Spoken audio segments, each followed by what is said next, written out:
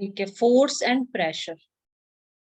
तो हम पढ़ेंगे फोर्स और प्रेशर, फोर्स एंड प्रेशर, इसके बारे में जानेंगे इस चैप्टर के अंदर। In class seventh you have learned how objects move. Class seventh में हमने सीखा था कि जो ऑब्जेक्ट्स होते हैं, ऑब्जेक्ट मतलब कोई भी वस्तु, बॉल है, बैट है, कुछ भी, बैग है, बॉटल है, कोई वस्तु, ठीक है, जिसमें जीव ना हो, नॉन लिविंग जो थिंग्स होते हैं उनको हम ऑब्जेक्ट्स बोल लेते हैं। तो you have learned how objects move, तो आपने देखा कि ऑब्जेक्ट्स कैसे मूव करते हैं। Do you recall how we can decide whether an object is moving faster than the other? तो क्या आपको याद है कि हम कैसे डिसाइड कर सकते हैं कि कोई ऑब्जेक्ट, ये वाला तेज भाग रहा है, ये वाला धीरे भाग रहा है, अपन बता सकते हैं ना कि ये ऑब्जेक्ट तेज भाग रहा है इस वाले से। तो what does the distance moved by an object in unit time indicated, और इतने टाइम में ये कितना डिस्टेंस ट्रेवल कर रहा है किसी यूनिट टाइम के अंदर, जैसे 1 मिनट में कितना डिस्टेंस ट्रेवल कर रहा है, किसी यूनिट टाइम में कितना डिस्टेंस ट्रेवल कर रहा है।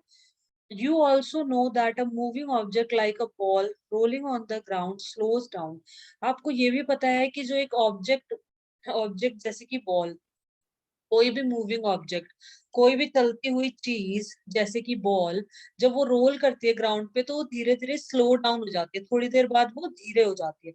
जैसे तेज तेज भी अगर चल रही है तो थोड़ी देर बाद धीरे धीरे हो जाएगी और फिर वो रुक जाएगी। फ्रिक्शन की वजह से। फ्रिक्शन की वजह से, राइट। अगर फ्रिक्शन नहीं होगा तो है ना, गाड़ी में ब्रेक लगाएंगे ना, फिर भी नहीं रुकेगी। हाँ, ब्रेक भी नहीं लगेगा ना, ब्रेक लगाएंगे तो रुकेगी कि नहीं, फ्रिक्शन नहीं होगा तो। फ्रिक्शन की वजह से ही हम चल पाते हैं, फ्रिक्शन की वजह से ही सब कुछ पॉसिबल है। फ्रिक्शन नहीं होगा तो पॉसिबल ही नहीं होंगी चीजें। फ्रिक्शन हमेशा हमारे ओपोजिट डायरेक्शन में लगता है किसी भी ऑब्जेक्ट के। अगर वो मूव कर रहा है ना आगे की तरफ, तो उसके ओपोजिट में, मतलब उसको ओपोज करेगा, उसको रोकने के लिए फ्रिक्शन लगाया जाता है, ठीक है। मूव, कोई भी ऑब्जेक्ट सपोज यहाँ से आ रहा है ऐसे, कोई भी चीज जैसे ऐसे चल रही है, कोई बॉल है वो इस तरह से मूव कर रही है, ये बॉल ऐसे ऐसे मूव कर रही है, तो फ्रिक्शन फोर्स हमेशा यहाँ लगता है, ओपोजिट डायरेक्शन। फ्रिक्शन फोर्स हमेशा क्योंकि इसको रोकने की कोशिश करता है। अपन भागेंगे तो अपने भी ऑपोजिट डायरेक्शन में, कुछ भी काम होता है ना उसके ऑपोजिट डायरेक्शन में फ्रिक्शन लगता है हमेशा। पानी पानी फेंक देते हैं ना अगर रास्ते पे, तो फिर वो फिसल फ्रिक्शन जाते हैं, थोड़ा कम हो जाता कम है। हो जाता है और अपन फिसल जाते हैं। केले से भी वो फ्रिक्शन कम हो जाता है, अपन फिसल जाते हैं।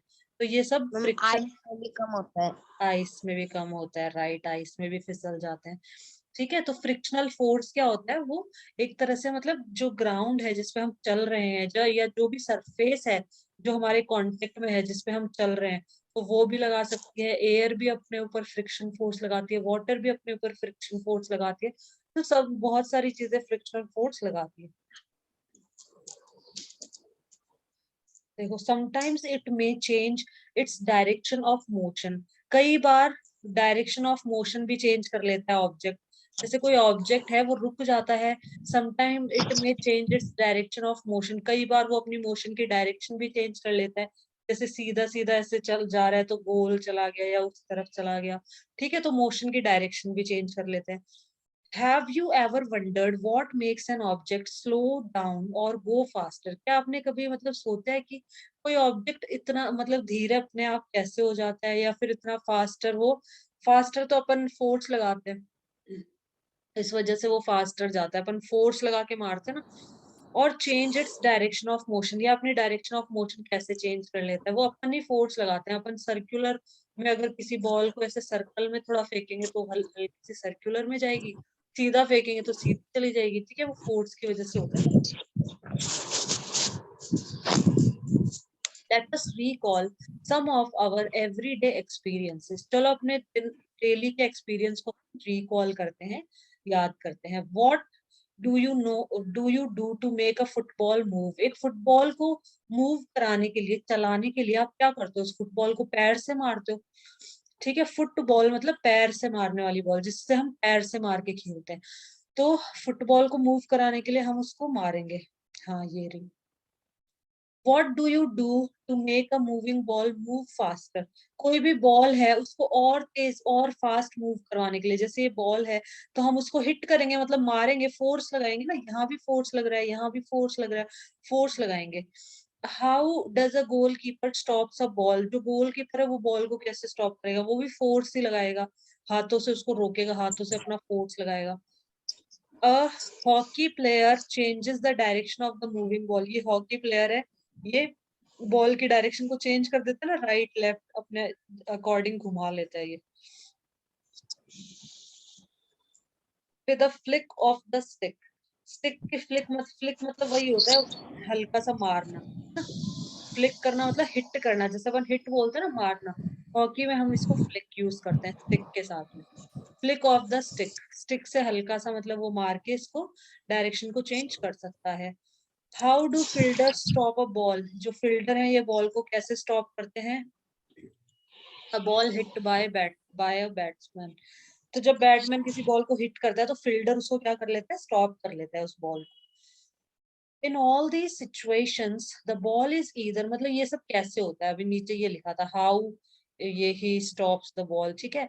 तो in all these situations the ball is either made to move faster और स्लोअर और its direction of motion change. तो अभी तक ये जितने भी हमने एग्जांपल देखे यहाँ पे, या तो बॉल फास्ट फास्ट मूव कर रही है, या फिर उसकी डायरेक्शन चेंज हो रही है, या फिर वो स्लो हो रही है थोड़ी देर बाद, मतलब धीरे हो जाती है, ठीक है, या फिर उसकी डायरेक्शन ऑफ मोशन चेंज हो रहा है।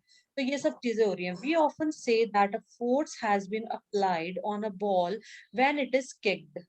तो हम कहते हैं कि जब किसी बॉल पे फोर्स अप्लाई किया जा रहा है, फोर्स लगाया जा रहा है, तो often say that a force has been applied on a ball when it is kicked pushed। जब हम किसी बॉल को किक कर रहे हैं, मतलब पैर से मार रहे हैं, किक कर रहे हैं, तो फोर्स अप्लाई कर रहे हैं ऑब्वियसली अप्लाई कर रहे हैं। अपन उसको पुश कर रहे हैं, धक्का लगा रहे हैं। किक मतलब जैसे जोर पैर से, लगाना। पैर से किक नहीं मारते, पैर से बॉल को मारना, उसको किक। फोर्स मतलब। हाँ, जैसे फुटबॉल है तो फुटबॉल को किक करना, किक बोलते हैं उसको अपन। पैर से मारते हैं ना तो उसको बोलते हैं किक, ठीक है ना। कि किक, किक मारना मतलब फोर्स। इसका मतलब फोर्स फोर्स, फोर्स मतलब वही हो गया। फोर्स मतलब एक ताकत तरह से करना। ताकत, हाँ अपना फोर्स लगाना, मतलब ताकत लगाना। से दैट अ फोर्स हैज, चलो हिंदी में क्या बोलते हैं ये यहाँ से दिखा देते हैं फोर्स को। बल, बल आएगा शायद इसमें, वही है बल, ताकत,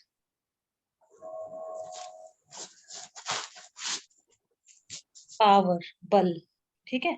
फोर्स मतलब पावर लगाना, अपना बल लगाना, फिजिकल स्ट्रेंथ। अपन पैर से मारते हैं ना, अपने फिजिकल स्ट्रेंथ मतलब शारीरिक या भौतिक शक्ति या बल, ठीक है, अपना पावर। तो आगे चलते हैं। तो we often say that a force has been applied on a ball when it is kick. जब हम बॉल को किक मारते हैं, पैर से अपन उसको मारते हैं बॉल को, तो एक फोर्स अप्लाई हो रहा है, मतलब अपने पैर से फोर्स लगा रहे हैं ना बॉल पे। बॉल तो शांत रखी हुई है और अपना जो पैर है ना, अपन पैर को ऐसे हिलाकर तेज से मारते हैं, है ना। ये कहते हैं ना तेज किक मार, बहुत तेज, तो अपन बहुत पैर से बहुत तेज मारते हैं। और धीरे, जैसे बच्चे को खिला रहे होते हैं तो अपन पैर से धीरे से किक मारते हैं ताकि बच्चा पकड़ पाए। जितना ज्यादा फोर्स लगाएंगे उतनी ज्यादा दूर जाएगी बॉल। हाँ, उतनी ही ज्यादा दूर जाएगी बॉल। ज्यादा फोर्स लगाएंगे तो ज्यादा दूर जाएगी, थोड़ा फोर्स लगाएंगे तो थोड़ी सी दूर जाएगी। तो जब हम बॉल को किक कर रहे हैं, पैर से मार रहे हैं, हम पुश कर रहे हैं बॉल को, या किसी और को भी पुश मतलब धक्का देना, किसी चीज को हम धक्का दे रहे हैं तो फोर्स लगाते हैं ना। सपोज अपन बक्से को धक्का पुश कर रहे हैं, हिला उसको दूसरी जगह ले जाने के लिए पुश कर रहे हैं, मतलब धक्का दे रहे हैं, तो उसमें भी फोर्स लगता है। मतलब किसी को भी पुश करना, बॉल को किसी भी चीज को पुश करने के लिए।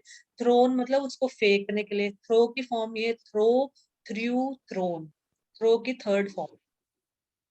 फ्लिक्ड मतलब वो हॉकी से जो मारता है ना हल्का सा, उसको फ्लिक्ड बोला जाता है। तो व्हाट इज अ फोर्स? तो फोर्स होता क्या है? What can it do two bodies on which it is applied? और ये मतलब क्या कर सकता है जिन पे ये अप्लाई किया जाता है, तो उनको फास्टर मूव करवा सकता है। अपन फोर्स अप्लाई करेंगे तो बॉल को सपोज मैंने मैम, फेंकी, हाँ, आपकी वॉइस थोड़ी धीरे आ रही है। धीरे आ रही है, अच्छा ठीक है, मैं तेज बोल रही हूँ। जैसे बॉल को अपन फेंकते हैं, सपोज मैंने बॉल को फेंकी, अभी सही आ रही है? Yes ma'am. ठीक है। जैसे मैंने एक बॉल फेंकी, ठीक है, तो मैं बॉल फेंकूंगी तो मैं अपने हाथ की स्ट्रेंथ लगाऊंगी, ताकत लगाऊंगी, हाथ से पावर लगा के उसको फेंकूंगी, ठीक है। तो ये क्या पूछा है यहाँ पे कि जो फोर्स है वो कोई भी बॉडीज के साथ, किसी भी ऑब्जेक्ट के साथ क्या क्या कर सकता है। वो उसको फास्टर मूव करवा सकता है, किसी ऑब्जेक्ट को स्लोअर भी कर सकता है उसको। जैसे कोई तेज बॉल आ रही है तो मैं उसको हाथ से उसको रोक लूंगी ना, मैं अपने पावर से, फोर्स से तो रोका मैंने, फोर्स से तो लगाया। जो बॉलर होता है, जब बैटमैन बॉल मारेगा इतनी तेज, उसने भी फोर्स लगाया। जो बॉलर होता है वो उसकी स्पीड को रोक लेता है, एक तरह से कम कर लेता है, ठीक है, उसको स्टॉप करवा देता है बॉल को। तो किसी भी ऑब्जेक्ट को मूव कराने के लिए फोर्स की जरूरत पड़ती है। फोर्स किसी भी ऑब्जेक्ट को स्टॉप करवा सकता है, मूविंग ऑब्जेक्ट को मतलब रुकवा सकता है, स्लो कर सकता है उसकी स्पीड को, डायरेक्शन भी चेंज कर सकता है, और ऑब्जेक्ट की शेप भी चेंज कर सकता है। अपन जो फोर्स लगाते हैं ना उसके ऊपर फुटबॉल पे, तो पिचक जाती है ना एकदम। अपन किसी ऑब्जेक्ट की शेप को भी चेंज कर सकते हैं। तो what can it do two bodies on which it is applied. तो फोर्स जिन बॉडीज पे अप्लाई होता है, जिन ऑब्जेक्ट्स पे, जिन चीजों पे अप्लाई किया जाता है, तो वो क्या कर सकता है उन ऑब्जेक्ट्स के साथ। तो we shall seek answers to such question in this chapter. इस चैप्टर में हम यही पढ़ेंगे। तो फोर्स से हम किसी चीज को तेज भी मूव करवा सकते हैं, स्लो भी करवा सकते हैं, डायरेक्शन चेंज करवा सकते हैं, उस ऑब्जेक्ट की शेप भी चेंज कर सकते हैं। ये सारी चीजें कर सकते हैं। ये सारी चीजें हम पढ़ेंगे वापस यहाँ पे इसमें 11.1 में। Force, a push or a pull. Force का मतलब तो समझ गए हिंदी में। फोर्स का मतलब होता है पल, मतलब पावर। जो पावर होती है उसी को बोला जाता है फोर्स। फोर्स की ये डेफिनेशन में यही आता है, पुश और पुल। पुश मतलब किसी को धक्का मारना, पुल मतलब किसी को खींचना। किसी को जैसे कुएं में से खींचते हैं ना, तो उसको बोलते हैं पुल। किसी को खींच लेना, कोई कुएं में गिर गया तो उसको खींच लेना, या खाई में गिर गया तो उसको खींच लेना। और पुश मतलब उसको कुएं में धक्का मार देना किसी को, ठीक है, या कहीं पे भी धक्का मार देना किसी को। तो अ push or a pull. Push मतलब धक्का मारना, पुल मतलब खींचना। तो यही होता है force. Actions like picking, opening, shutting, kicking, hitting, lifting, flicking, pushing, pulling are often used to describe certain tasks. तो ये जो एक्शन होते हैं, एक्शन मतलब कार्य, ये जो कार्य होते हैं, पिकिंग, पिक करना मतलब किसी भी चीज को उठाना, पिक करना, ठीक है ना। नीचे रखी हुई है उसको ताकत लगा के अपन ऊपर उठाते हैं ना, तो किसी भी चीज को पिक कर लेना, पिक करना। ओपन करना किसी चीज को, कोई गेट को खोलना, गेट को बंद करना, ठीक है। किक मारना, फुटबॉल को किक करना, किसी को हिट करना, हिट मतलब किसी को मारना, या किसी को भी हिट कर दो, किसी भी ऑब्जेक्ट को हल्का सा मारना। लिफ्टिंग मतलब भी वही हो गया, उठाना होता है लिफ्ट मतलब। फ्लिकिंग मतलब ये हॉकी से जो मारते हैं उसको फ्लिकिंग कहा जाता है। पुश मतलब धकेलना, पुल मतलब खींचना। Are often used to describe certain task. तो कई सारे टास्क को डिस्क्राइब करने के लिए हम इनका यूज करते हैं। टास्क मतलब वही हो गया, कार्य। तो each of these actions usually results in some kind of change in the state of the motion of an object. किसी भी ऑब्जेक्ट का मोशन स्टेट में है ना, वो अगर वो चल रहा है, तो इन सब चीजों से उसका क्या हो जाएगा, चेंज हो जाएगी। उसकी जो स्टेट होगी, मोशन की जो स्टेट होगी, वो चेंज हो जाएगी। मतलब अगर हम उसको रोकेंगे तो रुक जाएगी, धीरे स्लो करना चाहेंगे तो अपन हल्का सा हाथ से रोक देते हैं ना, स्लो हो जाएगी। अगर फास्ट मूव करवाना चाहेंगे तो हम उसको किक मार देंगे थोड़ा सा, और हिट कर देंगे उसको। तो इन सब से ऑब्जेक्ट के मोशन की स्टेट चेंज हो जाती है। Can these terms be replace. बहुत इजी चैप्टर है, इसमें बस यही समझा रखा है सब पूरे में। Can these terms be replaced with one or more terms, let's find out. क्या और भी टर्म्स हो सकती है इसके अलावा, जो ये ऊपर दे रखे ना, शटिंग, किकिंग, इनके अलावा क्या आप रिप्लेस कर सकते हो with one or more terms. कोई एक या दो टर्म आप खुद की बता दो। तो गोलकीपर सेविंग अ गोल, ये गोलकीपर गोल सेव कर रहा है। बी में hockey player flicking a ball, इसको फ्लिकिंग करना कहते हैं, ठीक है, हॉकी से हिट करना। बॉल को हॉकी से हिट करना फ्लिकिंग कहा जाता है। And the fielder stopping a ball, और ये फील्डर है, ये बॉल को स्टॉप कर रहा है।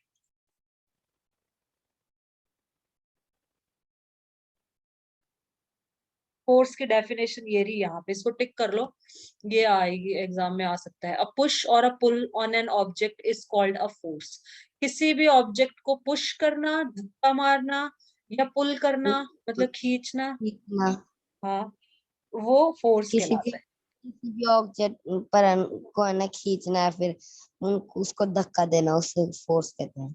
यस, उसे फोर्स कहते हैं। इसको टिक कर लो है ना सौरभ, एग्जाम में अगर आएगा ना व्हाट इज फोर्स, तो ये एज इट इज यही लिखना है, सेम टू सेम। तो ये एक्टिविटी, चलो पढ़ लेते हैं फटाफट activity. Can be grouped as push और पुल। इसमें बस यही दे रखा है कि इस यहाँ ओपनिंग और शटिंग अ डोर। चलो मैं फटाफट पढ़ लूँ क्या लिखा है। Table 11 give some example of familiar situations involving motion object, you can add more, replace those given here, try to identify action involved in each case, push or pull, record your observation when it has been done for you, identify action as pull or pull। यही बताने कि ये push है या पुल हो रहा है, push हो रहा है यहाँ पे या पुल हो रहा है। Moving a book placed on a table, एक टेबल पे बुक रखी हुई है, ठीक है, तो उसको आप क्या करते हो, पुश भी कर देते हैं अपन, पुल, पुल भी मतलब किताब को खींचते भी हैं कई बार दूर भी रख देते हैं कि अरे किताब हटाओ, चाय पियेंगे, खाना खाएंगे, इसको साइड में कर दो, पुश कर देते हैं उसको साइड में, ठीक है। कई बार अपन को पढ़ना होता है तो अपन उसको किताब को पुल मतलब पकड़ के खींच के और फिर अपन पढ़ने लग जाते हैं, चेयर पे बैठे रहते हैं। तो इसमें यही लिखना है, ओपनिंग और शटिंग अ डोर, एक डोर को ओपन करने के लिए, खोलने के लिए तो हम क्या करेंगे, उसको पुल खींचेंगे ना, जब अपन डोर को ओपन करते हैं तो पुल करते हैं, खींचते हैं डोर को। दो तरह और के गेट आते हैं, एक में पुश, किसी में पुश करना पड़ता है, किसी में पुल करना पड़ता है। हाँ, तो ओपन में तो अपन पुल करेंगे और शटिंग में अपन पुश कर देंगे, उसको धक्का मार देंगे वापस। तो इसमें भी दोनों है, पुश भी हो रहा है, पुल भी हो रहा है, यहाँ दोनों की जगह यस यस लिखना है, ठीक है। तो यहाँ पे पुशिंग और पुलिंग दोनों हो रही है, लिफ्टिंग नहीं हो रही। लिफ्ट का मतलब होता है उठाना, जमीन से कुछ चीज को उठाना, जैसे कोई अपना बक्सा है तो उस बक्से को उठाना, लिफ्ट करना।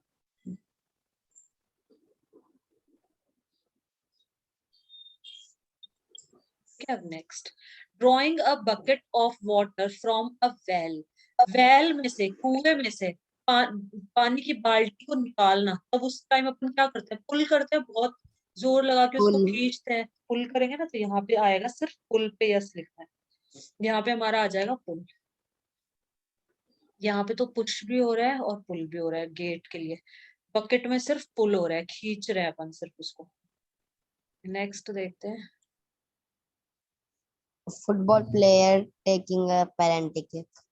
अ football player taking a penalty kick, तो एक फुटबॉल पुश और प्लेयर है, हाँ पुश कर रहा है यहाँ पे, राइट, बहुत अच्छे।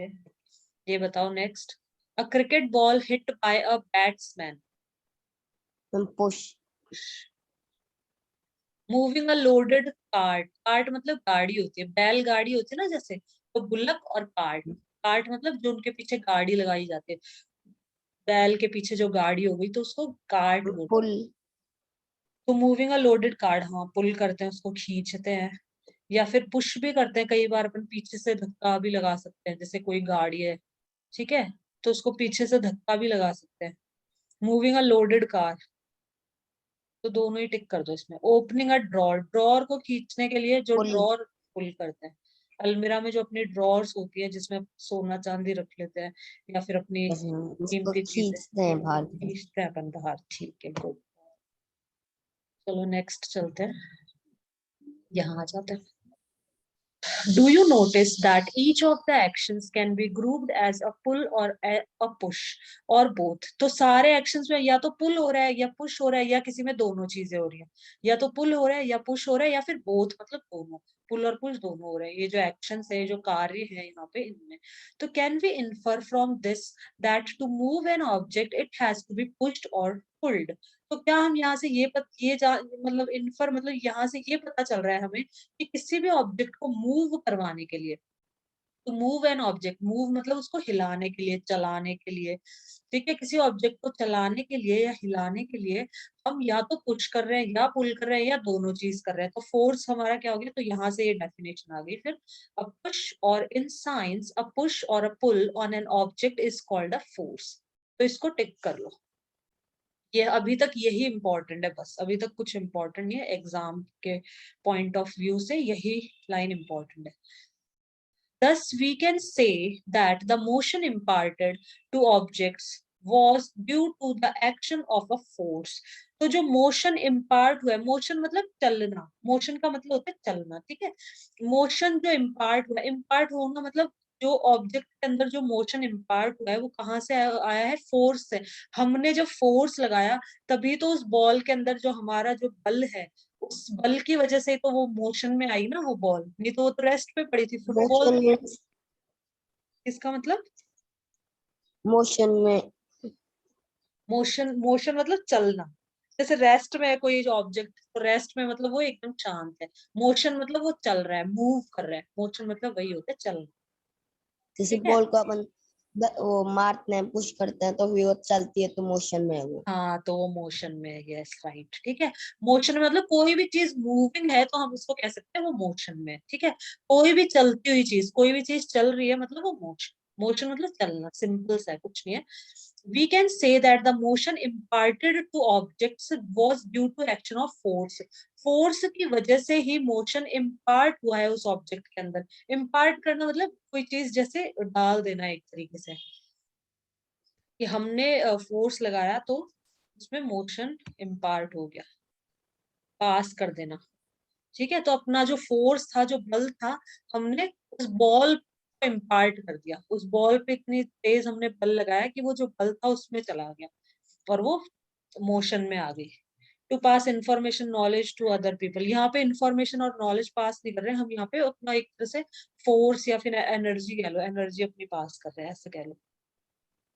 क्वालिटी टू समथिंग, इम्पार्ट करना मतलब to give a certain quality to something, किसी को अपनी क्वालिटी देना। ठीक है, पास करना। इम्पार्ट का मतलब होता है एक तरह से पास करना। तो यहाँ पे हम फोर्स पास कर रहे हैं, हम बल लगा रहे हैं, तो मतलब एक तरह से एनर्जी पास होती है, एनर्जी को बोला जाता है। तो जो हम फोर्स लगा रहे हैं उस वजह से इस ऑब्जेक्ट के अंदर मोशन इम्पार्ट हुआ है। When does a force come into play? Let us find out। मतलब फोर्स कब उसमें आता है एक तरीके से, वो हम देखते हैं। फोर्स कब काम में आता है, मतलब कैसे। I learned in class 6 that a magnet attracts a piece of iron towards it। जो एक मैग्नेट होता है, चुंबक होता है, वो आयरन को अपनी तरफ अट्रैक्ट करता है ना, जो मैग्नेट होता है चुंबक। तो आयरन की चीजों को अब अगर अपन थोड़ी सी दूर रख देते तो खींच लेता है अपने आप ही, अट्रैक्ट करके चिपका लेगा, अपने पास चिपका लेता है उनको।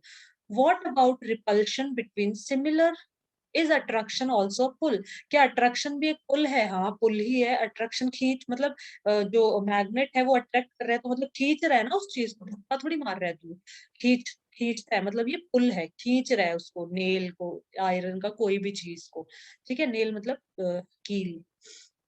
What about repulsion? रिपल्शन क्या होता है? रिपल्शन जब दो मैग्नेट्स, जैसे साउथ पोल को हम पास में लाएंगे ना, तो वो क्या होता है, रिपेल होते हैं, एक दूसरे से दूर भागते हैं। जैसे मैं यहाँ समझा देती हूँ, ये देखो, जैसे ये एक मैग्नेट है, तो इसके दो पोल होते हैं हर मैग्नेट पे, नॉर्थ पोल और ये होता है साउथ। ऐसे दो पोल्स होते हैं, ठीक है। अब यहाँ पे एक और मैग्नेट मैंने बना दिया। अगर मैं यहाँ पे नॉर्थ पोल यहाँ लिखती हूँ, साउथ यहाँ लिखती हूँ, तो ओपोजिट पोल्स अट्रैक्ट करते हैं हमेशा। ये खींचेंगे, एक दूसरे के पास आएंगे, ये इसके पास जाएगा और ये इसके पास आएगा, मतलब ये एक दूसरे को खींचते हैं, एक दूसरे को पुल कर रहे हैं। पुल कर रहे हैं। यस, बहुत अच्छे, एक दूसरे को पुल कर रहे हैं। जो नॉर्थ है ये साउथ को पुल कर रहा है कि मेरे पास आ जाओ, यहाँ पे मेरे पास आ जाओ। और जो साउथ है ये कह रहा है तुम मेरे पास आ जाओ। तो ये एक दूसरे को पुल कर लेंगे और ये फिर ऐसे मतलब चिपक जाते हैं एक दूसरे के, ऐसे चिपक जाएंगे। ठीक है। मगर अब सेम सेम होती है ना, तो वो अट्रैक्ट नहीं रिपेल होती, करते हैं, हाँ वो वो पुश अट्रैक्ट नहीं है, करती है उनको। पुश करते हैं। बहुत अच्छे, वेरी गुड। उसको हम बोलते हैं रिपल्शन, रिपेल करना। वो रिपेल करते हैं। जैसे सपोज यहाँ पे ये नॉर्थ म- पोल, हाँ बोलो। मगर सेम हो तो रिपेल करते हैं। हाँ, सेम होंगे तो ही रिपेल करेंगे, ओपोजिट होंगे तो अट्रैक्ट करेंगे। सेम देखो यहाँ पे एस और इधर भी एस, इन दोनों को पास पास अगर अपन लेके आएंगे ना, अगर हमें पता भी नहीं तो होता, जैसे हमारे पास मैग्नेट होता है तो उस पर तो लिखा नहीं रहता नॉर्थ कौन सा, साउथ कौन सा, नहीं लिखा रहता ना उस पे। जैसे हमारे पास भी थे मैग्नेट, जब हम छोटे थे तो हम भी करते थे, तो ये क्या ये बोलते हैं, ब्लैक एक्सपेरिमेंट। कलर के आते थे बिल्कुल। हाँ, ब्लैक कलर के आते हैं, है ना, उनको मिट्टी में रख देते थे और फिर मिट्टी में से निकालते थे हम, और फिर हम लोग करके देखते थे, तो उसमें मतलब दो एंड काला थे। काला लगता है। दो एंड थे जो आपस से मतलब दूर भागते हैं एक दूसरे से, रिपेल करेंगे दो एंड, तो पता चल जाएगा ये दोनों सेम है, या तो ये दोनों साउथ है या फिर ये दोनों नॉर्थ है। ठीक है, तो जैसे ये मैग्नेट है, ये एक मैग्नेट है ना, ये पूरी एकदम सही है। तो अगर हम्म, यहाँ से ये टूट गई ना, तो फिर अभी भी ये सही है, लेकिन यहाँ से टूट हाँ गई ना, उसके बाद में ये वो होने लग जाएगी, रिपेलिशन करने लग जाएगी। हाँ हाँ, टूटने के बाद करने लग जाता है ये, टूटने के बाद रिपेल या फिर अट्रैक्ट करने लग जाएगा, सही कह रहे हो। ठीक है, तो यहाँ पे ये रिपेल करेंगे, यहाँ पे रिपल्शन होगा, सेम सेम होंगे, तो रिपल्शन के अंदर क्या कर रहे हैं, एक दूसरे को पुश कर रहे हैं, धक्का मार रहे हैं, तू दूर जा मेरे से, तू भी दूर जा, एक दूसरे को धक्का मार रहे हैं लोग। ठीक है, तो रिपल्शन में ये लोग पुश कर रहे हैं, मतलब what about repulsion between similar poles of two magnets के सिमिलर पोल है वो अगर, तो इज इट अ पुल और अ पुश, तो ये पुश है, सिमिलर पोल धक्का मार रहे हैं एक दूसरे को, ये इसको ये एस इसको धक्का मार रहा है, दूर हो, ये एस कह रहा है तू भी दूर हो मेरे से, तो ये दोनों एक दूसरे को पुश कर रहे हैं। ठीक है, अब आगे चलते हैं, ये सारा बस फोर्स ही समझा रखा है सब कुछ, अभी बस इतना इंपॉर्टेंट था अभी तक तो फोर्स। अब नेक्स्ट टॉपिक आता है, इसमें ऊपर वाले में सिर्फ तुम्हें ये एक चीज ध्यान रखनी है, ये वाली, और बाकी सब चीजें तो नॉर्मल है।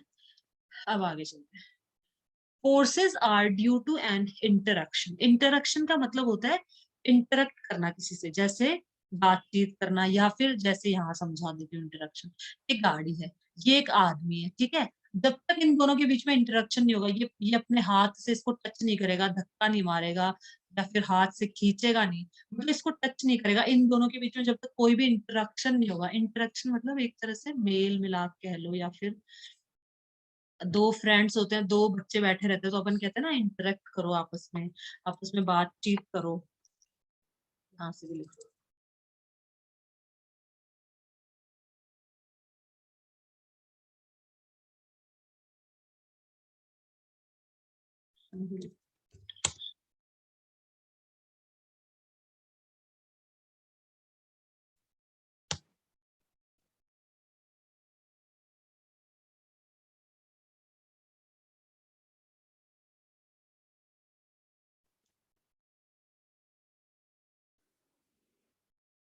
देखो, मिलना जुलना, परस्पर बातचीत करना, ठीक है, यही होता है इसका मतलब, एक दूसरे को विशेषतः काम करते हुए, खेलते हुए, साथ समय गुजारते हुए, used about people to communicate और मिक्स विद समबडी, कम्युनिकेट करना, इंटरेक्ट करो, जैसे दो बच्चे बैठे रहेंगे तो अपन कहेंगे आपस में इंटरेक्शन करो, इंटरेक्ट करो मतलब कम्युनिकेट करो, मतलब बातचीत करो, मिक्स विद समबडी, बातचीत करेंगे तो मिक्स हो जाएंगे ना अपन, ये हाँ जानने लग गए एक दूसरे के बारे में, बात करने लग जाएंगे, है ना। तो जब अपन नए नए स्कूल जाते हैं तो सब अननोन होते हैं, तो अपन एक दूसरे से इंटरेक्शन करते हैं, बातचीत करते हैं, मेल मिलाप करते हैं, तब हम जानने लग जाते हैं, while you work play और spend time together। तो लिख लेना ये, तो ये देखो, forces are due to an interaction, तो फोर्स इंटरेक्शन की वजह से जो फोर्सेस होते हैं वो पढ़ेंगे यहाँ पे, मतलब टच करने से जो फोर्स, अभी जैसे मैग्नेट था वो बिना इंटरेक्शन के हो रहा था, वो तो फोर्स उसमें टच होने पे थोड़ी पुल या पुश हो रहा था, उसमें तो बिना टच किए वो दूर से ही खींच रहा था, तो वो इंटरेक्शन वाले फोर्स में नहीं आएगा। यहाँ पे जैसे बॉल को मुझे मूव कराना है, तो मेरे अंदर कोई पावर शक्ति तो है नहीं कि मैं बॉल को कहूंगी बॉल चल जा और वो अपने आप चलने लग जाएगी, वो अपने आप नहीं चलेगी, है ना। फोर्स मुझे उससे इंटरेक्ट मतलब मुझे उसको टच करना पड़ेगा, इंटरेक्ट का मतलब यहाँ पे हो गया एक तरह से टच करना, तो जैसे गाड़ी है तो ये जब तक नहीं हिलेगी तब तक मैं इसको टच नहीं करके धक्का नहीं लगाऊंगी, तब तक ये खड़ी रहेगी, अगर मैं कहूंगी गाड़ी हिलो हिलो आगे चलो नहीं चलेगी। Suppose a man is standing, अब यहाँ पे भी यही समझा रखा है, suppose a man is standing behind a stationary car, stationary का मतलब होता है रुका हुआ, स्टेशनरी मतलब स्थिर, ठीक है, स्थिर मतलब एक जगह पे रुकी हुई जो चीज होती है उसको हम बोलते हैं स्टेशनरी। ठीक है, एक स्टेशनरी होती है जहाँ पे अपन को सारी चीजें मिलती है, अपनी बुक्स, सामान, वो सब मिलता है, इसमें इसमें ए है ना, यहाँ पे इसमें ARY है, उसमें ERY होता है, तो दो स्टेशनरी होते हैं, दोनों बता देती हूँ। स्टेशनरी, ये रहा एक, तो ये रहा स्टेशनरी, इसमें ई है देखो, writing equipment for example pens, pencils, paper, envelopes, तो स्टेशनरी पे अपन को पेन मिल जाते हैं, स्टेशनरी की शॉप नहीं होती कि स्टेशनरी की शॉप पे मिल जाएगा, पेन मिल जाता है, पेंसिल्स, पेपर्स, बुक्स भी मिल जाती हैं अपनी, ठीक है, ये सब किताबें सब मिलती हैं यहाँ पे। लेखन सामग्री, कलम, पेंसिल, कागज, लिफाफे आदि। एनवेलप्स मतलब लिफाफे, ठीक है। तो इसमें ई होता है, ये ध्यान रखना। और अपने वाला जो स्टेशनरी है ये वाला, इसमें ए है। स्टेशनरी मतलब स्थिर, खड़ा हुआ, नॉट मूविंग, ठीक है, नॉट मूविंग, जो मूव नहीं कर रहा है। तो इनको बुक में ही लिख लेना, चाहे सौरभ लिखना चाहो ना तो बुक में लिख लो, इनको मीनिंग्स क्या है इंपॉर्टेंट होती है। स्टेशनरी कार, कोई कार है जो स्टेशनरी है, मतलब खड़ी हुई है एक ही जगह पे, हिल नहीं रही है ये। Will the car move due to his presence, तो यहाँ पे पीछे जो आदमी खड़ा है, man is standing behind, behind मतलब पीछे, तो कार के जो पीछे ये आदमी खड़ा है, क्या इसकी प्रेजेंस से ये जो कार है ये मूव करने लग जाएगी? इसकी प्रेजेंस से, कि ये खड़ा है तो मूव, कार सोचेगी कि मुझे आगे चलना चाहिए, ये आदमी यहाँ पे खड़ा है तो मैं आगे चल जाता हूँ थोड़ा सा, तो ये कार अपने आप चली जाएगी आगे? नहीं जाएगी। Suppose the man now begins to push the car, अब वो पुश, अगर वो धक्का लगाए, कार को हाथ लगा के धक्का मारेगा तब तो चली जाएगी आगे, बिना हाथ लगाए थोड़ी जाएगी, सिर्फ खड़े होने से थोड़ी वो अपने आप चलने लग जाएगी। That is he applies a force on it, तो यहाँ पे फोर्स अप्लाई कर रहा है, पुश कर रहा है कार को, मतलब वो फोर्स अप्लाई कर रहा है। The car may begin to move in the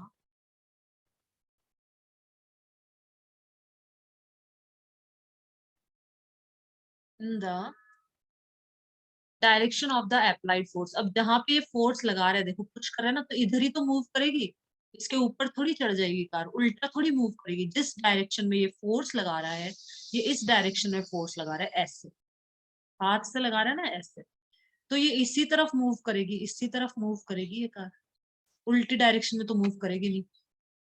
तो direction of the applied force, तो कहाँ मूव करेगी? जहां पे फोर्स अप्लाई किया जा रहा है, जिस डायरेक्शन में, डायरेक्शन मतलब जिस दिशा में फोर्स लगाया जा रहा है उसी डायरेक्शन में ये कार मूव करेगी। Note that the man has to push the car to make it move, तो यहाँ पे नोट करिए कि कार को पुश करवाने के लिए, कार को मूव करवाने के लिए, चलाने के लिए इस मैन को कार को पुश करना पड़ रहा है, कार को धक्का लगाना पड़ रहा है, ठीक है। तो यहाँ देखो, यहाँ पे खड़ा हुआ है, a man standing behind a car, behind a stationary car, stationary मतलब रुकी हुई कार है, नॉट मूविंग, उस कार के पीछे ये मैन खड़ा हुआ है। सेकंड में दिखा रखा है हमें, a car being pushed by a man, ये जो मैन है ये कार को पुश कर, तो ये तभी मूव करेगी। दूसरा एग्जाम्पल, सब में यही दिखा रखा है कि मतलब यहाँ इस पूरे में ये समझा रखा है, बहुत सिंपल है पूरा पैराग्राफ ही, कि इंटरेक्शन से जो फोर्स होते हैं, यहाँ पे इंटरेक्शन हो रहा है ना इनके बीच में, मतलब उसको टच करने पे जो धक्का लगाएगा तभी मतलब वो फोर्स लगेगा। यहाँ पे देखो, हु इज पुशिंग हूम, यहाँ पे एक दूसरे को क्या कर रही है? पुश कर रही है एक दूसरे को। जब अपन लड़ाई करते हैं ना, एक दूसरे को पुश करते हैं, पीछे धकेलते हैं, तू पीछे चल, फिर वो अपन को पीछे धकेलती है, तू पीछे, फिर अपन ऐसे एक दूसरे को आगे पीछे चलता रहता है ना, तो ये इसको पुश कर रही है, इसको धक्का मार रही है कि तू उधर जा उधर, ये कह रही है तू भी उधर जा, तू भी दूर जा दूर जा, है ना। इस तरह से दोनों, एक ये इसको इधर धक्का मार रही है, ये इसको इधर धक्का मार रही है, यहाँ पे पुश हो रहा है, ये पुल कर रही है, ये खींच रही है एक दूसरे को। खींचते तो अपन गोल गोल घूमते हैं, जब एक दूसरे को खींचते रहते हैं ना, और गोल भी घूमते रहते हैं। Figure 11.3 shows three situations that may be familiar to you. 11.3 में 3 सिचुएशन दिखा रखे हैं। सबसे पहली तो ये, आप इससे फेमिलियर हो, फेमिलियर मतलब जानकार, मतलब आपने ऐसी चीजें देखी होंगी, करी होंगी। Can you decide who is pulling and who is pushing in these cases, तो हाँ हम डिसाइड कर सकते हैं। यहाँ पे तो ये पुश कर रही हैं लड़कियां एक दूसरे को, दूसरे वाले में लड़कियां एक दूसरे को पुल कर रही हैं, खींच रही हैं, और तीसरे वाले में पुल कर रहा है, ये खींच रहा है इसको, कि गाय को खींच रहा है कि आगे आ आगे आ, ऐसे ये इसको खींच रहा है। और गाय गाय अपने आप को यहाँ पुल कर रही है, गाय वापस अपने आप को पीछे पुल कर रही है, दोनों ही पुल कर रहे हैं। ये मैन इसको यहाँ पुल कर रहा है, और गाय अपने आप को ऐसे पीछे पुल कर रही है, नहीं मुझे आगे नहीं जाना, मुझे तो पीछे वापस घर जाना है मुझे तो, ठीक है ऐसे। यहाँ दोनों पुल कर रहे हैं एक दूसरे को। Can you decide who is pulling and who is pushing in these cases? तो 11.3 ए मतलब ये नीचे फर्स्ट वाला डायग्राम, ये दो लड़कियां जो नीचे, ये क्या कर रही है? बोथ इसमें क्या है? इसमें इसमें वो ये हाथ खड़ा है, इसमें ये समझा रखा है, ये देखो, ये टॉपिक का नाम है ना, forces are due to an interaction. Interaction की वजह से जो फोर्स लगाया जाता है, यहाँ पे कोई इंटरेक्शन नहीं हो रहा ना, तो यहाँ पे ये समझा रखा है जब हम इंटरेक्ट करेंगे, मतलब लगाएंगे, धक्का लगाएंगे, तभी तो ये मूव करेगी। ठीक है, तो ये समझा रखा है यहाँ पे कि कुछ ऑब्जेक्ट ऐसे होते हैं जिनको अगर हम इंटरेक्ट करते हैं, मतलब उनको टच करके धक्का मारना पड़ता है जब वो मूव करता है।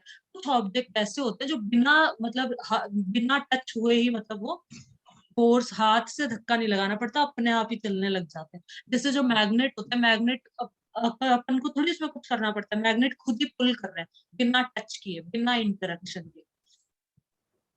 तो वो है, जैसे मैग्नेट को हमने रख सिर्फ दिया, वो कार अपने, है, जैसे कार है उसको है ना, अपन अगर चालू उसको छोड़ देना, उसको स्टेयरिंग को नहीं मोड़े तो अपने आप ही चलती रहती वो। हाँ हाँ, तब तो अपने आप ही चलती रहती है, हाँ, तब तो वो अपने आप ही चलती रहेगी, लेकिन उसमें भी अपन ने, मतलब अपन ने ही तो स्टार्ट किया ना उसको, खुद से थोड़ी चली है। ठीक है, तो ये सब इंटरेक्शन वाले फोर्स हैं, ये समझाने के लिए बना रखा है डायग्राम। यहाँ पे कोई इंटरेक्शन नहीं हो रहा तो ये चल भी नहीं रही, यहाँ पे इंटरेक्शन हो रहा है तब भी ये मूव करेगी, ये समझा रखा है। उसके लिए दो चीजें चाहिए, एक तो पुश करने वाला और एक पुश करने वाली जो चीज है वो। हाँ हाँ, दो चीजें चाहिए, राइट। एक ऑब्जेक्ट हो गया, ऑब्जेक्ट मतलब कोई भी वस्तु, कार ले लो, बॉल ले लो, कुछ भी ले लो। एक तो ऑब्जेक्ट होगा और एक कोई भी इंसान जो उसको पुल या पुश करे। इस वाले केस में दो जने होंगे, इंटरेक्शन होना जरूरी है उन दोनों के बीच में।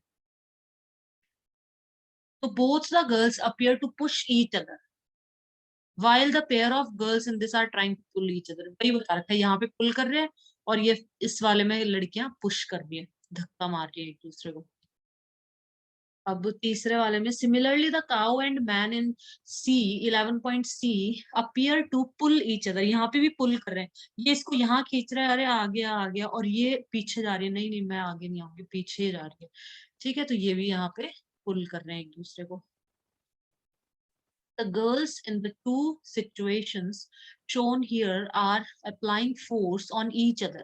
एक दूसरे पे फोर्स अप्लाई कर रही है, पुश या पुल कुछ भी हो तो फोर्स अपन, तो यहाँ पे फोर्स लगाया जा रहा है, यहाँ पे भी तीनों केसेस में। Is it true, is it also true for the man and the cow? हाँ, ये भी एक दूसरे पे फोर्स लगा रहे हैं ना, काउ मैन पे फोर्स लगा रही है, काउ मैन को ही खींच लेगी, इतनी भारी काउ लग रही है। ठीक है, ये इस पे फोर्स लगा रही है कि मैं नहीं जाऊंगा, और ये इसको फोर्स खींच रहा है इधर, खुद फोर्स लगा रहे हैं। From these examples, we can infer that at least two objects must interact for a force to come into play। तो कोई भी फोर्स को, मतलब उसमें आने के लिए इंटरेक्शन की जरूरत है, मतलब फोर्स लगने के लिए दो ऑब्जेक्ट्स के बीच में इंटरेक्शन की जरूरत होती है। Thus an interaction of an object with another object result in a force between the two objects। इसको टिक कर लो, यहाँ से टिक कर लो इसको। At least two object must interact, यहाँ से एट लीस्ट से करना, two object must interact for a force to come into play, और ये भी कर लो। This an interaction of an object with another object result in a force between the two object. जब दो ऑब्जेक्ट आपस में इंटरेक्ट करेंगे तो उनके बीच में क्या है, फोर्स लग रहा है, मतलब धक्का मारेंगे या एक दूसरे को खींचेंगे, मतलब इंटरेक्शन होगा, तो वो फोर्स, उन दोनों के बीच में क्या है, फोर्स है। तो इसको टिक कर लो, बस इसमें यही इंपॉर्टेंट है, लास्ट लाइन, या तो चाहे यहाँ से टिक कर लो, an interaction of an object with another object result in, दोनों का सेम ही मतलब है, या तो पूरा टिक कर लो यहाँ से यहाँ तक। तो ये आ गया पूरा समझ में पैराग्राफ, फर्स्ट वाले में बस इतना सा इम्पोर्टेंट था, बता रही हूँ, टिक्का होता नहीं। मैं कर ही देती हूँ, यहाँ से कर लो। At least two objects must interact for a force to come into play, या तो इसको टिक कर लो, है ना, ये भी सही है। फिर ये भी यही चीज कह रहा है बस। एंड लास्ट वाला वैसे मुझे ज्यादा ठीक लग रहा है, N interaction of one object with another object results in a force between the two objects. दोनों एक ही बात कह रहे हैं, मेन वैसे नीचे वाला है, यहाँ एन से लेके तो बस इस पूरे पैराग्राफ में यही इंपॉर्टेंट है। इस पूरे इसका पैराग्राफ में मतलब क्या है मैम इस पैराग्राफ का? हाँ मैं मतलब समझा देती हूँ। अभी अभी टिक करवाया ना नीचे। At least two object must interact for a force to come into play. कोई भी फोर्स लगने के लिए दो ऑब्जेक्ट चाहिए, एक ये है, एक ये, दो ऑब्जेक्ट हो गए ना, दो चीजें होनी चाहिए। जैसे यहाँ पे कार है और ये इंसान है, तो दो चीजें चाहिए, तो दो मैम ऑब्जेक्ट। एक पुश करने वाला और एक जिस पे पुश कर रहे हैं वो। हाँ राइट, एक एक चाहिए पुल करने वाला और जिस पे पुश पुल कर रहे हैं वो। कर रहे हैं वो, राइट। या फिर दोनों ही एक दूसरे को पुल या पुश कर सकते हैं, दोनों भी कर सकते हैं। या फिर एक ये तो कुछ नहीं कर रहा, ये एक ही पुश कर रहा है, ऐसा भी हो सकता है। दो जने चाहिए बस, ठीक है। चाहे वो दोनों एक दूसरे को पुल करें, या फिर उनमें से कोई एक जना पुश कर रहा है सिर्फ, ये दूसरा तो शांत खड़ा हुआ है। कार है, जैसे कार तो शांत है, ये आदमी है जो मैन है, ये इसको पुश कर रहा है। तो मतलब दो ऑब्जेक्ट चाहिए इसके अंदर। At least to object must interact, दोनों इंटरेक्ट करने चाहिए। इंटरेक्ट करने का मतलब होता है एक दूसरे को टच करे। हाथ से धक्का मार के तो फोर्स लगाएंगे, पीछे खड़े होने से थोड़ी फोर्स लग जाएगा।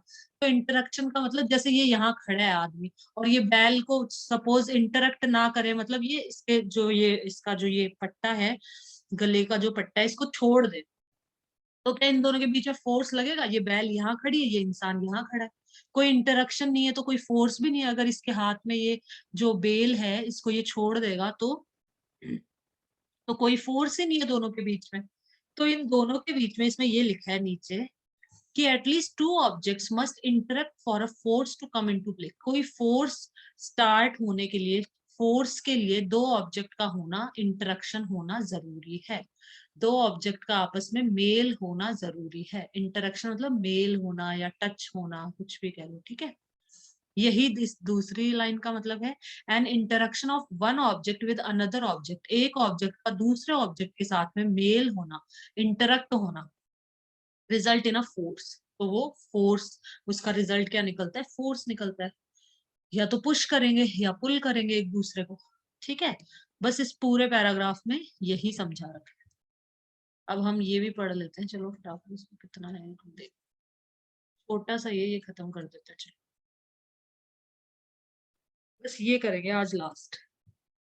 Exploring forces, let us try to learn more about force.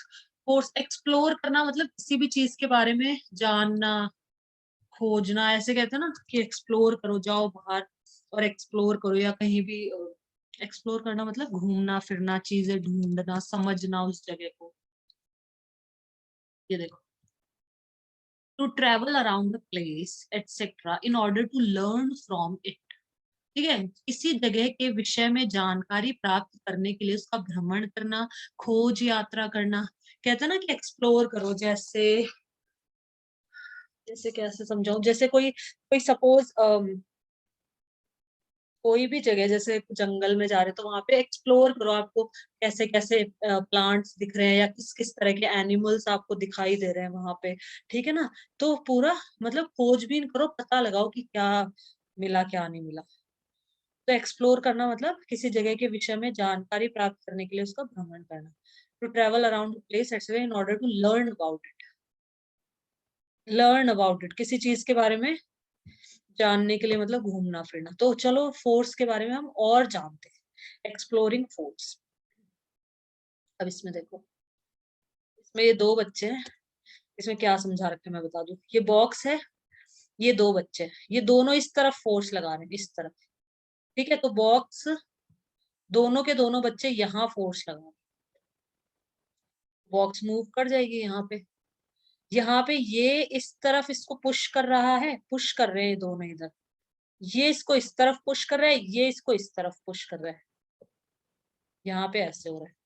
To friends pushing a heavy load in the same direction, ये दोनों सेम डायरेक्शन में पुश कर रहे हैं, धक्का मार रहे हैं।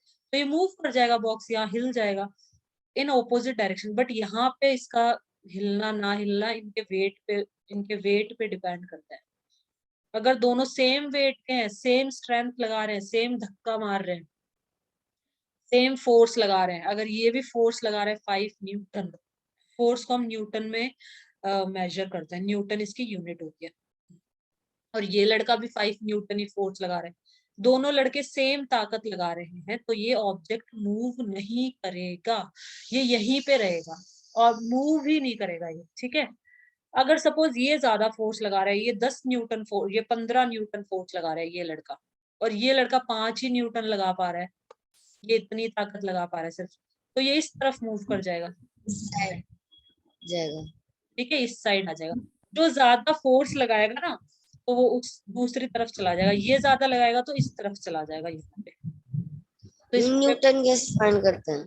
न्यूटन, न्यूटन इसकी यूनिट होती है सौरभ, जैसे अपन मीटर बोलते हैं ना, मीटर कि कितने मीटर दूर है, 1 मीटर दूर, तो मीटर जैसे डिस्टेंस के लिए हम मीटर का यूज करते हैं, किलोमीटर का यूज करते हैं, ऐसे ही फोर्स के लिए हम न्यूटन का यूज करते हैं, बस ये तो यूनिट है। न्यूटन कितना होता है?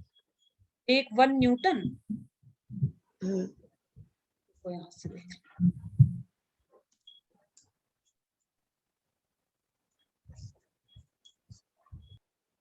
1 newton is equal to a force of dynes in centimetre gram seconds CGS system, और अ फोर्स ऑफ अबाउट इतने pounds in foot pound second, English और कस्टमरी। ये होता है, देख लो इसमें, 1 newton is equal to a force of 1 dynes in the centimetre gram second. ये पूछा नहीं जाएगा वैसे, बस ये ध्यान रखना है कि न्यूटन हमारी क्या होती है, फोर्स की यूनिट होती है, ये इसके बराबर होता है, देखो in the centimetre gram second. अपन न्यूटन ही लेते हैं कि न्यूटन, इतना न्यूटन फोर्स है, जैसे मीटर लेते हैं ना हम अपन, ऐसे कैसे जाने कि मैं जितना दम लगा रहा हूँ ना, तो फिर मैं कितना न्यूटन लगा रहा हूँ, तो मैं कैसे हाँ पता चलेगा? वो मेजरिंग डिवाइस आती है, नापने के लिए ना डिवाइस आती है, ठीक है, वो अपने आप नाप के बता देती है कितना फोर्स लगा है, इतना फोर्स लगा है। जैसे अपना वेट नाप देते हैं ना अपने आप ही, जो वेटिंग जो मशीन होती है, अपन उस पे खड़े हो जाते हैं बस, तो वो वेट अपने आप शो कर देती है, ऐसे ही मशीन्स आती हैं जो फोर्स अपने आप मेजर कर लेती है, ठीक है। तो ये इतना ही ध्यान रखना है कि इसकी यूनिट, फोर्स को हम न्यूटन में मेजर करते हैं, न्यूटन को एन से डिनोट करते हैं, ठीक है, ये ध्यान रखना है बस। Choose a heavy object like a table और अ बॉक्स, अब यही समझा रखा है इस पूरे में, है ना। तो एक टेबल ले लो या बॉक्स ले लो, which you can move only by pushing hard, जिसको आप हार्ड, बहुत ही ज्यादा तेज, ज्यादा मतलब हार्डली पुश करने पर ही उसको मूव करवा सको, मतलब इतनी भारी संदूक या बक्सा है जिसको हम हार्ड पुश करेंगे ना, मतलब बहुत जोर से पुश करना, पुशिंग हार्ड मतलब जोर से पुश करने पे ही हम उसको मूव करवा पाएंगे। Try to push it all by yourself, खुद से पुश करने की कोशिश करो। कैन यू मूव इट, क्या आप हिला पा रहे हो इसे। Now ask one of your friends to help you in pushing it in the same direction, अब अपने दोस्त को बोलो कि यार थोड़ी मदद करा दे, मुझसे तो अकेले से हिल नहीं रहा ये बॉक्स।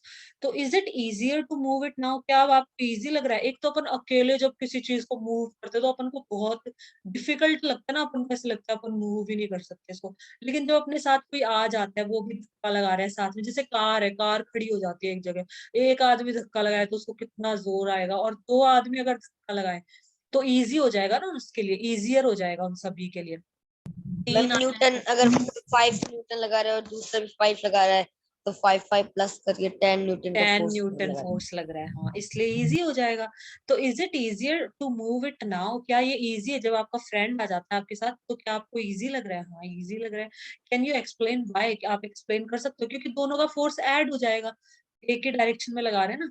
तो now push the same object but ask your friend to push it from the opposite side, अब अपने दोस्त को बोलो कि तू यहाँ से पुश कर, मैं यहाँ से पुश करता हूँ, ओपोजिट वाले पे आ जाओ, बी वाले पे। डज द ऑब्जेक्ट मूव, क्या ऑब्जेक्ट मूव करेगा, अगर हम दोनों, अगर ये दोनों लड़के सेम फोर्स लगाएंगे, 5 न्यूटन और ये भी 5 न्यूटन, तो ये मूव नहीं करेगा। इफ इट डज, अगर ये मूव करता है तो कैसे मूव करेगा, जो लड़का ज्यादा फोर्स लगाएगा, ये लगाएगा तो इधर मूव करेगा, ये लड़का फोर्स लगाएगा तो इधर मूव करेगा। If it does note the direction in which it move, अगर ये मूव करता है तो किस डायरेक्शन में मूव कर रहा है उसको नोट करो। Can you guess which one of you is applying a larger force, क्या आप, अगर ये इस डायरेक्शन में मूव कर रहा है तो हम गेस कर सकते हैं, पता लगा सकते हैं कि ये ज्यादा फोर्स अप्लाई कर रहा है, और अगर इस डायरेक्शन में मूव करता तो ये ज्यादा फोर्स अप्लाई करता। सिंपल सी चीज है ये तो, ठीक है, सिंपल सा समझा रखा है, इसमें कुछ नहीं है ज्यादा। Have you ever seen a game of tug of war? इस गेम को हम कहते हैं टग ऑफ वॉर। ये जो गेम है ना, ये अपन कई बार खेल चुके हैं। रस्सी से एक तरफ, यहाँ से ये लड़के खींच रहे हैं, यहाँ से ये खींच रही हैं, लड़कियां हैं, लड़का है, ठीक है। ये लोग यहाँ पे खींच रहे हैं और ये लोग यहाँ पे खींच रहे हैं। कुछ बच्चे इधर आ गए, कुछ बच्चे इधर आ गए, तो इस गेम को हम बोलते हैं टग ऑफ वॉर। तो इस गेम में पुल कर रहे हैं, देखो ये। बस ये आज ये वाला ही खत्म करेंगे बस। तो have you ever seen a game of tug of war? क्या आपने कभी ये गेम देखा है? हाँ, अपन ने देखा भी है और खेला भी है। In this game two teams pull at a rope in opposite direction. तो दो टीम जो ऑपोजिट डायरेक्शन में पुल कर रहे हैं, ये लोग तो यहाँ इस तरफ पुल कर रहे हैं, देखो ये जो है ये इस तरफ खींच रहे हैं सब के सब, और ये इस तरफ ना पुल वो कर रहे हैं। ऑपोजिट में। क्या बोल रहे हो Saurabh? Voice is not clear. No, ऐसे बोल रहा हूँ कि वो दूसरी तरफ में है ना, उसके ऑपोजिट में वो कर रहे हैं pulling। हाँ राइट, ओपोजिट डायरेक्शन में पुल कर रहे हैं। ये यहाँ पुल कर रहा है, ये यहाँ ओपोजिट में कर रहे हैं। बहुत अच्छे, राइट। ठीक है, तो और नेक्स्ट पढ़ते हैं क्या बोला इसने। Members of both the teams trying to pull the, यहाँ नीचे पुश कर रहे थे, यहाँ पुल कर रहे हैं। Pull the rope in their direction, ये अपनी अपनी डायरेक्शन में, ये इस डायरेक्शन में, ये इस डायरेक्शन में, ऑपोजिट डायरेक्शन में ये कर रहे हैं। The rope may not move if the two teams pull at it with equal force. अगर ये दोनों इक्वल फोर्स से खींच रहे हैं, सपोज ये सारे बच्चे भी 5 न्यूटन फोर्स लगा रहे हैं, सारे मिलके तीनों के तीनों, और ये तीनों के तीनों मिलके भी 5 न्यूटन ही फोर्स लगा रहे हैं, तो ये तो रस्सा खींचेगा ही नहीं है, यहीं पे ही रहेगा रेड रेड। ये जो रेड लाइन है ये किसी तरफ भी नहीं जाएगी। तो आगे देखते हैं। Sometimes the rope simply does not move. तो अगर इक्वल फोर्स लगाएंगे तो रोप मूव नहीं करेगी। Is it not similar to the situation shown in figure 11.3 B? यहाँ पे जैसे हुआ था, अगर ये सेम फोर्स लगाएंगे। अच्छा, 3 बी वो ऊपर वाली जो लड़कियां खींच रही थी ना एक दूसरे को, वो लड़कियां गोल गोल घूमते हुए, ये वाली इसकी बात कर रहे हैं। इसमें भी ऐसे कर रही थी ना, खींच रही थी एक दूसरे को।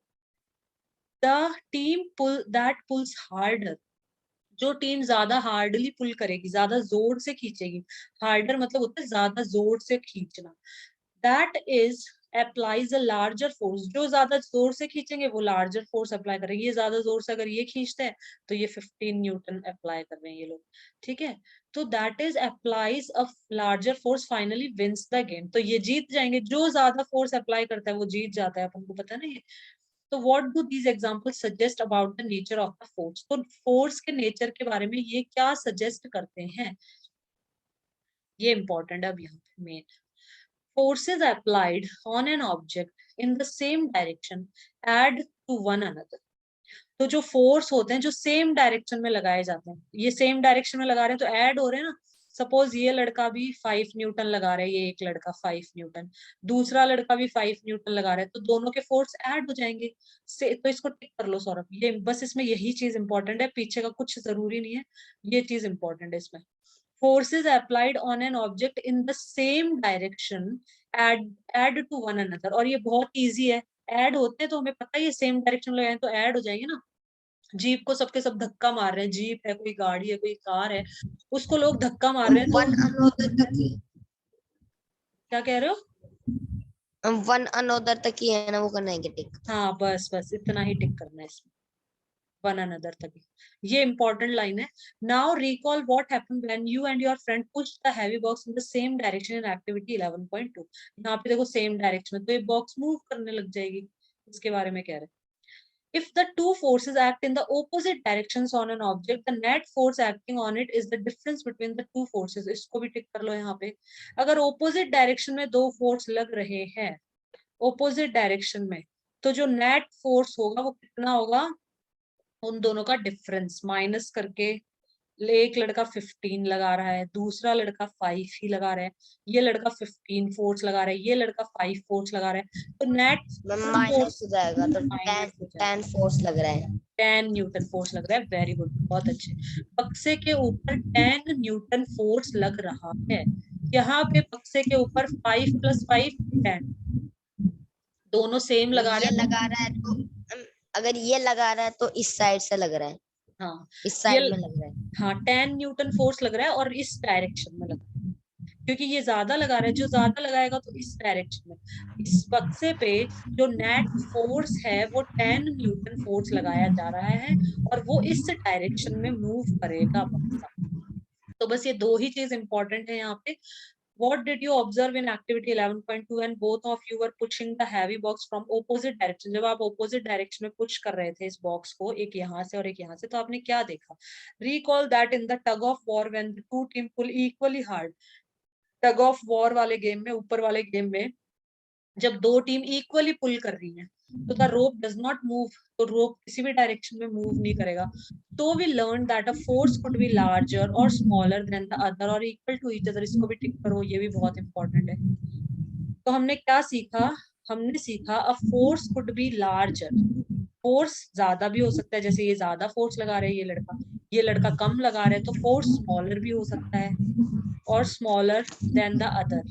ठीक है, ये ज्यादा फोर्स लगा रहा है, ये वाला लड़का कम फोर्स लगा रहा है, तो force could be larger, force larger भी हो सकता है, फोर्स स्मॉलर भी हो सकता है देन द अदर, और इक्वल टू ईच अदर, और इक्वल भी हो सकता है, दोनों इक्वल फोर्स भी लगा सकते हैं ना, ये 5 न्यूटन ये भी 5 न्यूटन। तो जो फोर्स है it could be larger smaller और इक्वल, ये उसमें आ सकता है तुम्हारा सौरभ, ये फिल इन द ब्लैंक्स या ट्रू फॉल्स होता है ना, उसमें आ जाएगा, देखने। तो इसको टिक कर लो। The strength of a force is usually expressed by its magnitude. Magnitude क्या होता है, इसको भी टिक कर लो वैसे, ये वाला स्ट्रेंथ ऑफ फोर्स, फोर्स की स्ट्रेंथ कैसे एक्सप्रेस कर सकते हैं? मैग्नीट्यूड से। मैग्नीट्यूड क्या होता है? बहुत सिंपल सी चीज है, जैसे 15 न्यूटन है, इसको हम बोलते हैं मैग्नीट्यूड। ये कितने मैग्नीट्यूड का फोर्स लगा रहे हैं? 15 न्यूटन का फोर्स लगा। ठीक है, मैग्नीट्यूड मतलब मात्रा कह लो एक तरह से, कि कितना फोर्स लग रहा है, 15 न्यूटन। जैसे देखो यहाँ से भी मैं शो कर देती हूँ, रुको।